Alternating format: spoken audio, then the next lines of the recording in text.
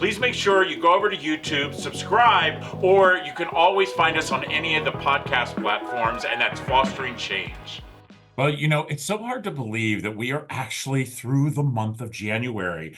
My gosh, I remember when I was finishing up the season at the end of 2023, and we started to make the change of only going to every other Tuesday. Not that I didn't have amazing guests, but, I'm tired. And as you all know, I travel all over the country to make sure that people are educated about children who are in our foster care system. But, my next guest, I will have to tell you, I actually stalked him. I stalked him because I really wanted him to be on Fostering Change. And then when I got his book, I will tell you, those of you who have seen this podcast, this is our fifth season. When you see me hold up a book and you see that I have all these little yellow slips, you know how much I love that book. And that is exactly what this book did. I absolutely loved it. I was so lucky that I actually was traveling and I had the time to really read this book and absorb everything in it, which I want everybody to do.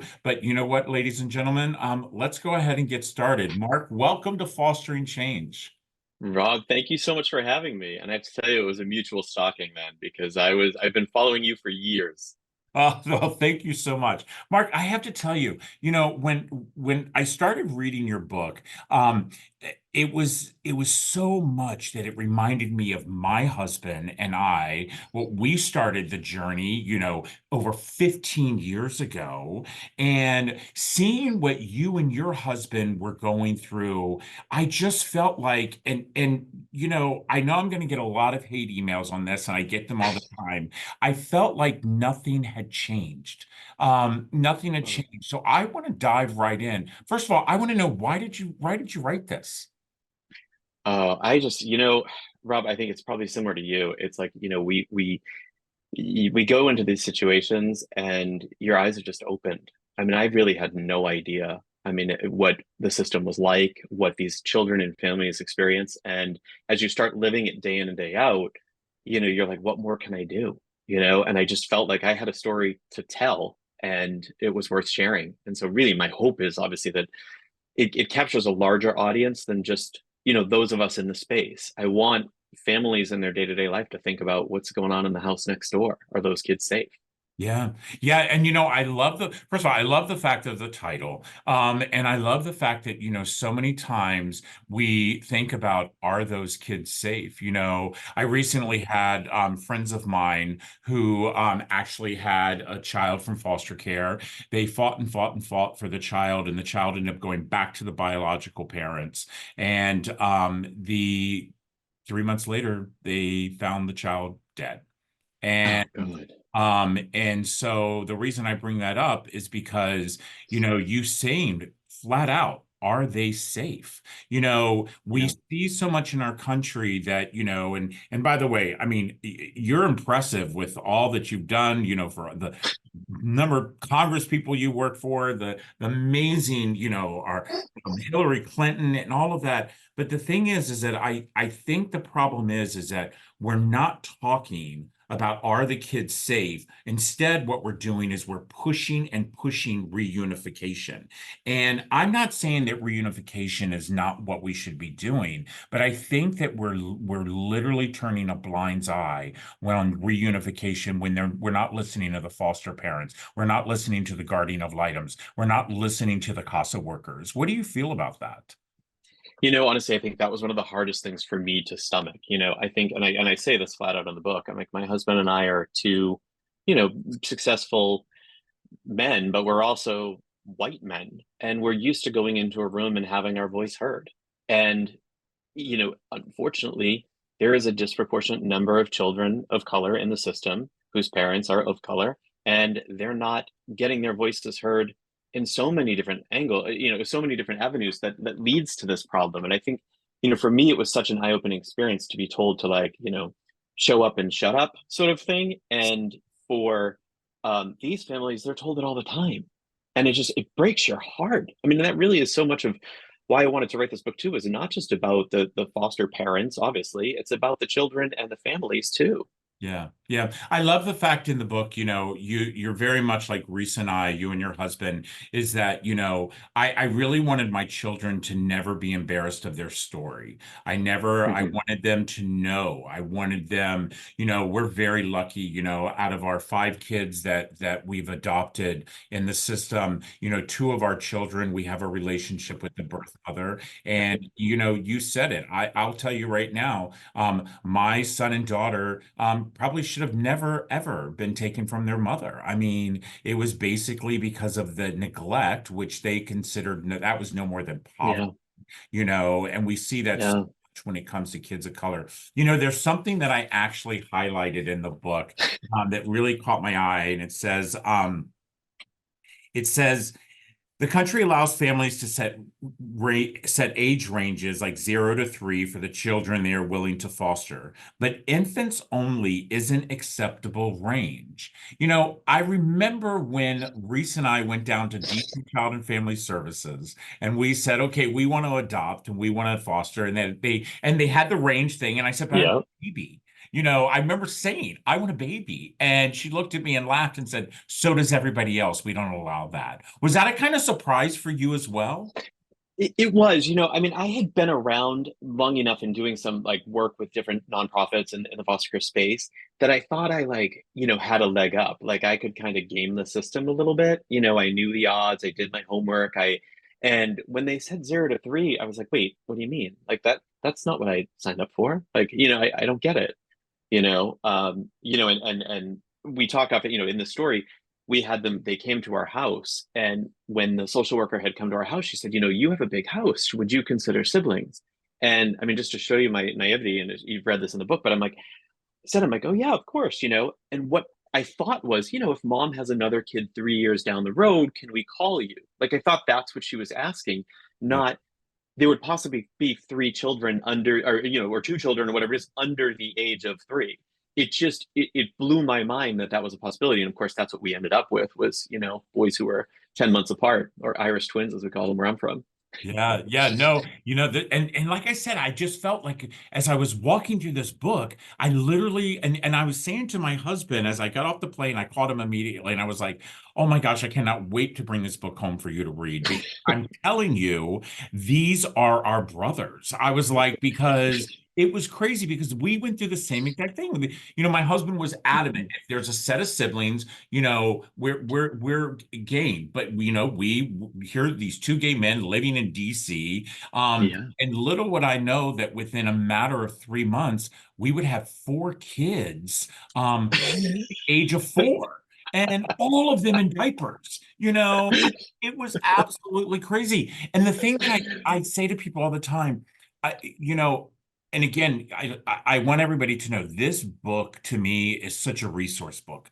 I think that if you are considering, even thinking the word of being a foster parent who you're looking to foster to adopt, and I know I get that hate saying, don't say that, don't say that. Let me tell you something, it is happening. The people are fostering to adopt. And if you are, I'm telling you, you got to get this book. It is a resource book. I think it should be given out to every single person who is considering fostering. I just so much information that you gave us in this book. But the thing that I also took away from this, Mark, is that very similar to what we went through. You did this in the LA area. We went through in the DC area. So, but did you find, which is what we found, the lack of support and the reason that why our foster parents burn out so much because they're not educated enough as they need, and there's just no support. Yeah, I mean, there's so much that you just touched upon there. I mean, I think, first of all, thank you for all of these amazingly kind words. I really appreciate it. It means the world to me. I went to great lengths to do a ton of research on this. I worked with professors from universities. I talked to social workers. I talked to everyone that would have a conversation with me, because I really wanted to make sure that I was putting out there the most current information and the most accurate information and so on. It is going to be on some syllabuses at different schools of social work, which I'm really excited about. Great. Um, and but as far as the retention of foster parents, I mean, I think you're spot on. I think what I felt And I talk about this in the book too. I was doing some focus groups with different foster parents and people who had fostered and either were doing it again or were not, and what their issues were with it. And it was really, a lot of them just felt taken for granted. I mean, you've got caseworkers that have too many cases. They're, making last minute appointments, and these foster parents then have to go and like rearrange their schedule at the drop of a hat to be home to make sure that this visit can occur or whatever it might be. And, it's so much on the foster parents. And it's, at the end of the day, it impacts the quality of care in some way. Yeah, I agree with you on that. And I think a lot of times is what I'm noticing throughout the country as I've spent the last 11 years traveling the country and really, trying to educate people is the biggest problem I see is that, we're not looking in the right places for people to become foster parents. And a good example of that is that, I say this all the time, we've raised our children as Methodists. We Yeah. live in a very small, what I call a horse town. There's only houses, there's no townhouses or no apartments. My kids go to Yeah. private schools. And I always say to our minister, when is a social worker ever called and asked to come and speak to us about being foster parents? Right. They have never. And I've gone to child welfare offices and I've asked Yeah. why. And I'm told all the time, well, we don't think people that live on that side of the track really want to be foster parents. And I think that we're doing such a disservice. Hmm. Disservice is because once again, that myth that the child is bad. Right. That we don't want to put the energy, we don't want to put the love, we don't want to put the safe home because that's a bad kid. What do you feel about that? Oh, I couldn't agree more. I think part of it is that we just look in the same places, right? We don't extend our resources to different areas, right? We're not looking at different communities that might be interested in becoming foster parents. I mean, just look at the LGBT community. We're more than two times more likely to be fostering than a same sex couple, I mean, than an opposite sex couple, right? There's so many different things that exploring those communities. But I also think about the children that we had in the book, they actually entered care because they were detained from their parents, and they went into a kinship arrangement with their grandmother, the paternal grandmother, who really had no support around her. She was completely capable of caring for these children. She was a lovely woman, wonderful woman, who owned a small business and everything, but she was alone and she didn't have family support. She didn't have a big community of friends. And I just look at that against us who, they arrived one night, the next morning, we probably had, 30 friends show up that day with gifts and just, and that didn't stop the entire time they were with us. And I just think it's like having that community of support around you is so critical. And right now, they're going to communities where foster parents typically come from. But I think there's a larger audience for this in different areas that we could easily penetrate.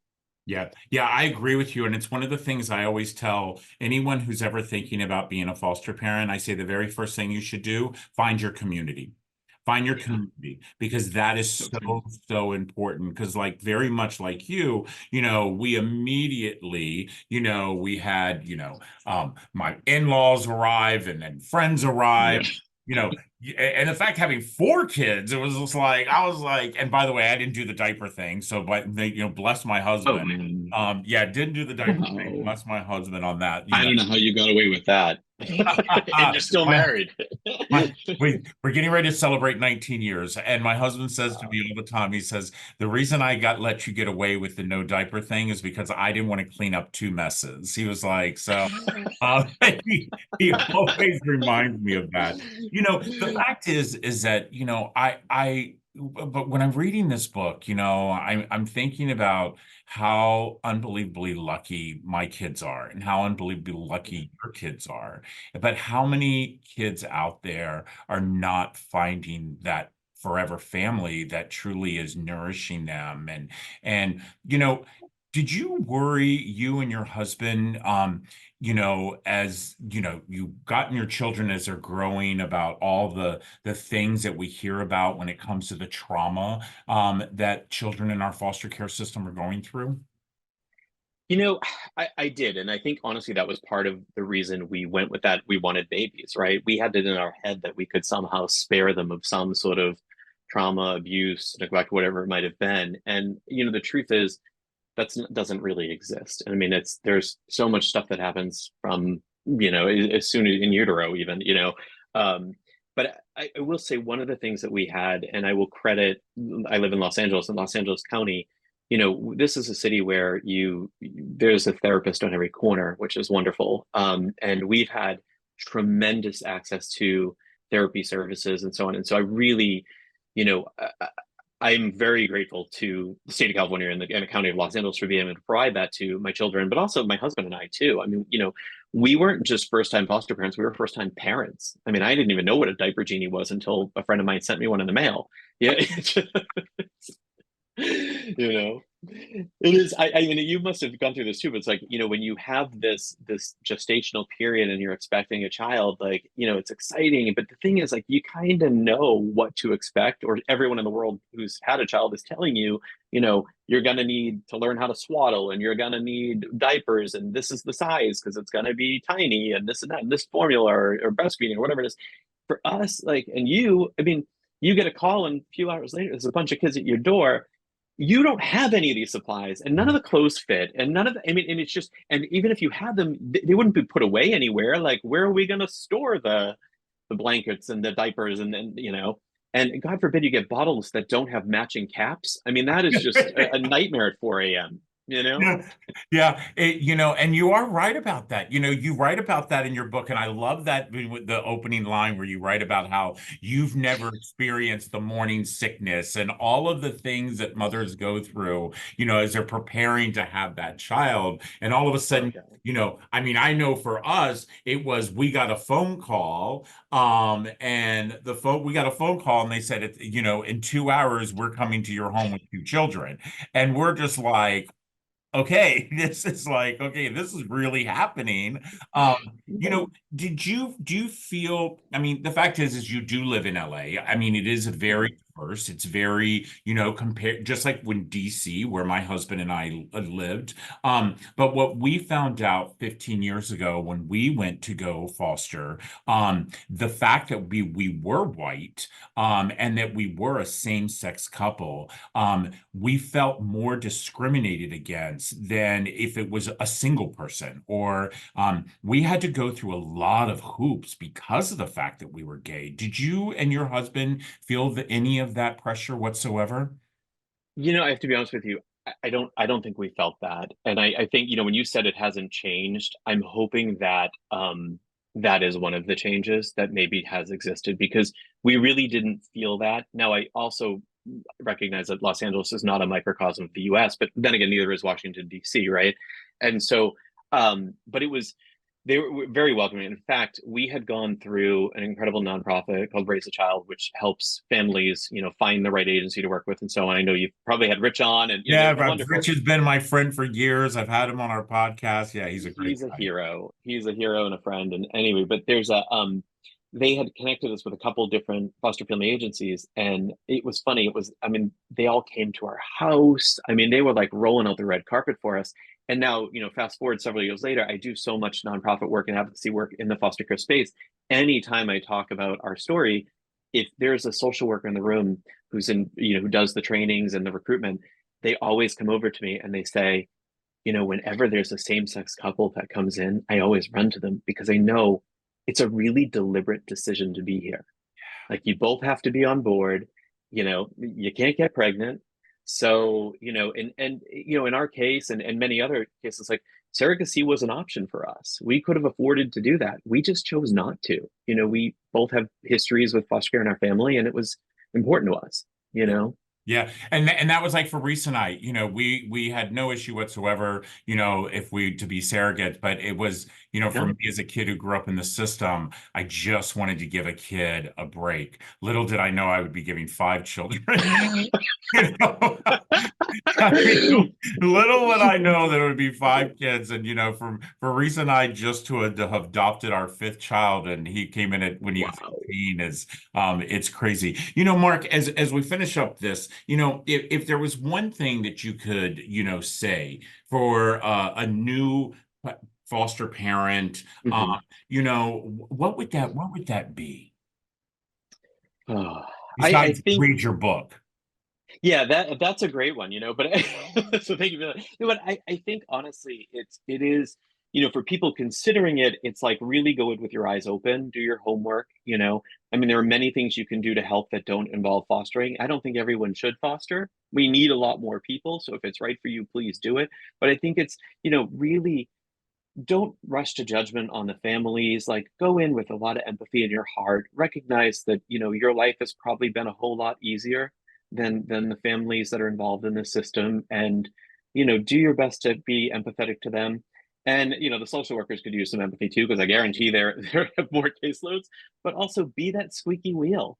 I mean, this is a child's life at stake, and your job is to keep them safe and make them feel nurtured and loved and give them everything they need during honestly the most challenging time of their life. So do that, and speak up when they need it, because Yeah. they need it. I agree. And I've always said this, as foster parents, we are their voice. And, Hmm. my husband and I never missed a court hearing.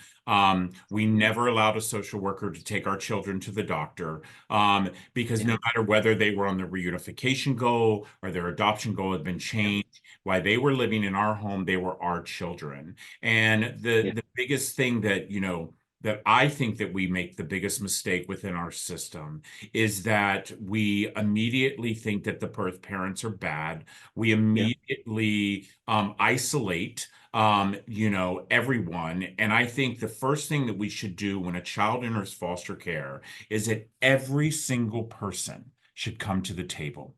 I believe that the birth Yes. parent should come to the table. I believe the foster parent should come to the table. I believe the guardian ad litems, the CASAs, the social, Yes. and they all need to come to the table and they need to sit there and they need to look at those parents and they need to say, what can we do to Yeah. get your baby home? What can we do? And by the way, I understand Yeah. that we have a percentage of kids. I have two kids who came in with severe abuse, and there was no Hmm. way that any judge was ever going to allow these kids Right. to there. But there are more children that come in because mom had to leave her 3-year-old with her 12-year-old to go Yeah. to work so she could pay for the electricity. These are stories. Right. We see them all over our country. And I think that if we came together as a united group and look at the Yes. parents and say, listen, what can we do? I mean, Mark, we all know that is why communities were built. Communities were Absolutely. built for us to take care of each other. And we have Yeah. lost that along the way. So, I tell you right now, this book is definitely, it's going on everybody knows I have a special shelf in the back here. It's going on my special shelf. You know what, everybody? The great thing about it is the book actually is released today. That's exactly right. You're going to be able to click right here. You're going to be able to go and buy the book. But let me tell you something. As someone who has written a book, and I've written several books at this point, the best thing that you could ever do for Mark, the best thing you could ever do for Simon and Schuster, the best thing you could ever do for anyone is to leave a review. Leave a review. Yes.